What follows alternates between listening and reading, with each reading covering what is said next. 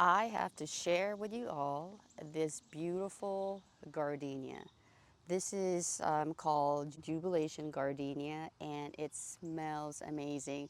And that is one of the reasons why I wanted to share with you this plant today. So every time I walk around this area, especially when it gets really hot, that's when the fragrance is more or gets more intense.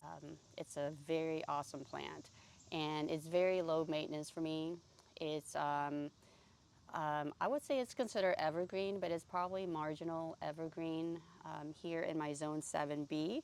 This Jubilation Gardenia prefers full sun to part shade. I will say that it does bloom so much better in full sun here in very, very hot full sun in my zone 7B. It gets 3 to 4 feet high, 3 to 4 feet in width, which sounds about right. Um, it can grow to 0 degrees to 10 degrees Fahrenheit, and it's zone 7 to 10. It did get some setback because of the tree falling over here, but then it took no time at all to flush back out. Um, it is moderate in the growth rate. To me, it's been growing pretty fast. And um, the nice thing about this is that it reblooms all summer long. So it's been doing that, which is amazing. I do have like a negative thing to say about this though. Um, if I think about now, I don't know this like 100%, but what I notice is that my native gardenia, the bloom stays fresh or stays white a little bit longer than this. So this is a disadvantage about this is that the bloom doesn't stay on for so long, but you do get repeating blooms, which you can see here. Let me see if I see any new buds. So I can see some new buds there. See that? So it does do what it says, that it is a reblooming type, and there's a big one right here.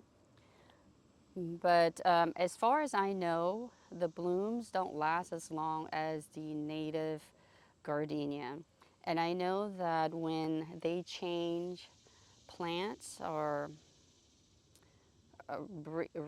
when they breed new cultivars or however you want to say it, you lose something. So I'm glad that it doesn't lose its scent. So it does lose something, and I think one of the features that it loses is that it doesn't bloom or it doesn't stay like this for so long. I'm gonna start maybe noticing or observing how long it takes one bloom to turn yellow. So it starts off white and then it changes to yellow like this. And then finally it turns like this and it falls off. And it's pretty clean. So when it falls off, it does that, and it's pretty I consider a self-cleaning plant. And then see that is like, um, you don't get that. Oh, you see this? You see my hair? One of the disadvantages of having long hair, I guess. So, yeah, so it's a very clean plant in that respect.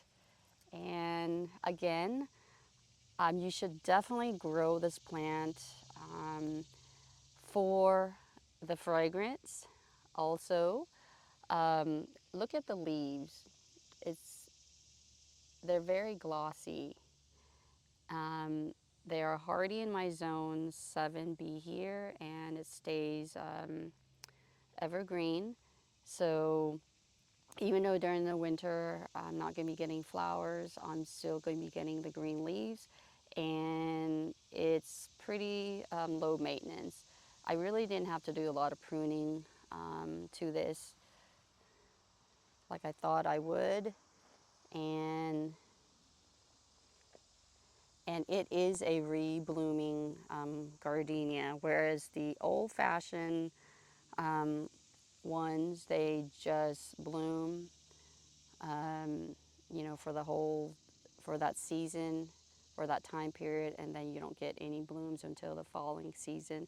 That's why you should buy this plant for those reasons that I just mentioned.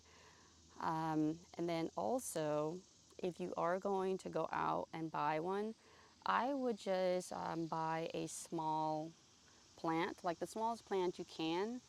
And don't worry, it's going to grow pretty quickly. I know it says moderate in growth rate, but to me, if you give it a good season, it should grow pretty good the following season for you.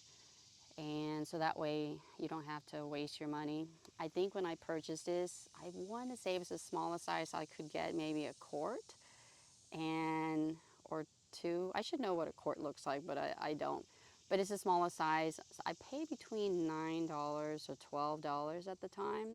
So buy the smallest one that you can, and just know that it's going to grow pretty fast, and it's going to give you these beautiful blooms to enjoy. And also, you should plant them close to where you're going to be hanging out, like around your patio area, or somewhere where, you know, if you have that breeze or whatever, it's going to be, the fragrance is going to go towards the direction where you might be. So along your entryway, or you know, your entry area would be a good spot. So I would be sitting here, having my tea, morning tea, or a snack or whatever, in my little patio here, and I would catch the breeze, and I would smell it like right now. If I didn't smell the firewood that someone's burning right now, I could probably smell it. See, here's my tea, and then it's just right there. If you do grow this Jubilation Gardenia, please let me know how you like it. This is something that you would recommend also? So I hope you found this video helpful and enjoyable, and I hope you would consider buying this Jubilation Gardenia, because the smell or the fragrance is amazing. Oh my gosh, I can smell it now with the breeze blowing this way. Yeah, so it has beautiful foliage besides the fragrance, the glossiness of it, and it's been low maintenance for me, and it's an evergreen plant in my zone 7B here. So with that, thank you so much for watching, and until my next video, take care and bye for now.